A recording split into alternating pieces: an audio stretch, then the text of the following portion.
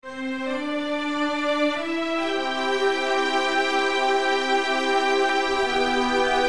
gamers, what's up and welcome to Gamer Life. On today's episode, I'm going to be taking a look at Splendor.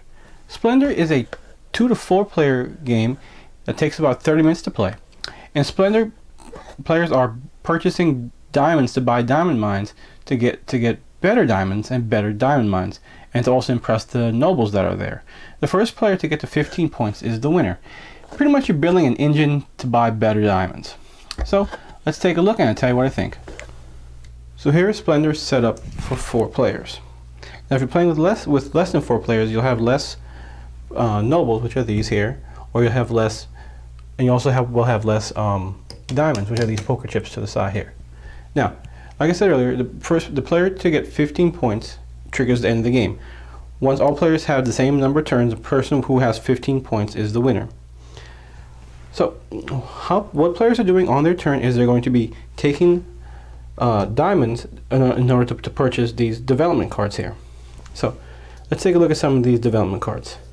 Right down here is the number of specific diamonds that are needed to purchase this particular development. So in this case, you would need 4 red chips in order to purchase this. Once you purchase this, you put it face down in front of you and into your developments, and you get the bonus here.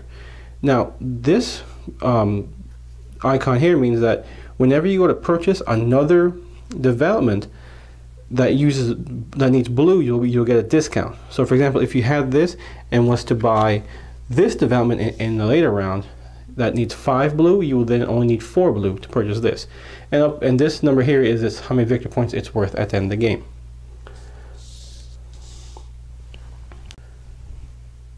So players are on their turn, they're either going to, they can take 3 chips of different colors, 2 chips of the same color, as long as there's still at least 4 chips left after they take them. They can take a development card into their hand and pretty much reserve it. They have a hand size of 3, and they also take a gold one, which is a wild. Also on their turn, they may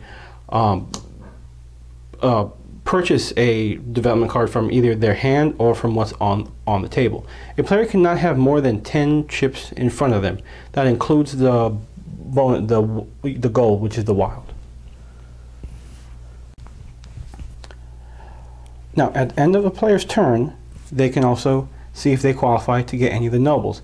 To get a noble, you have to have that many bonuses in your development card. So for example, for this noble, if you have 4 blue and 4 white bonuses in your developments, you can automatically claim this noble and get 3 victory points.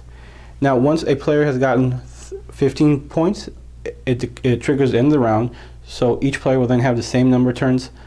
We'll then finish the round, so each player has the same number of turns, and the player with the most points is the winner. In case of a tie, you count who has the fewest development cards. That pretty much wraps up Splendor. So that was Splendor. Now I've been playing Splendor for, I guess, since this came out, and I really enjoy it. I don't get the chance to play it as much as I used to because I've kind of gotten a little burnt out of it, but it is a very good game. The fact that they went with poker chips for the diamonds is pretty neat. I haven't seen that too much in board games, and these are good quality poker chips too. I feel that they could maybe went with some with a little less quality to make the game a little bit cheaper, but the poker chips are nice, so I gotta give them props for that.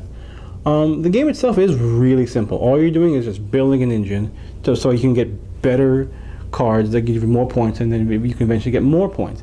And you have to keep an eye on them nobles because they are some good points. They're 3 points, which is a good chunk of the points you need to finish the game because you only need 15 points.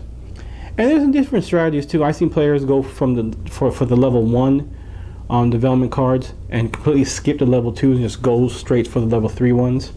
So it does have a good sense of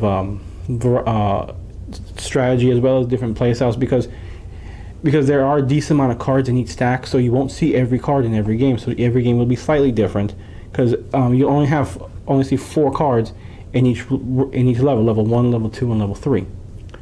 So it does have a good replayability, and since the game is 30 minutes, I've played 2 games back to back several times.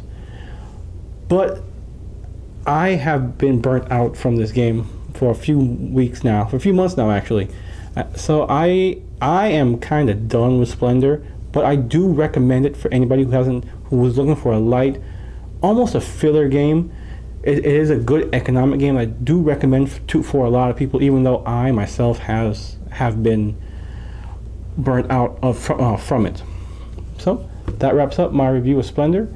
Thanks for watching, and remember, I believe there is a game for everyone. Thank you.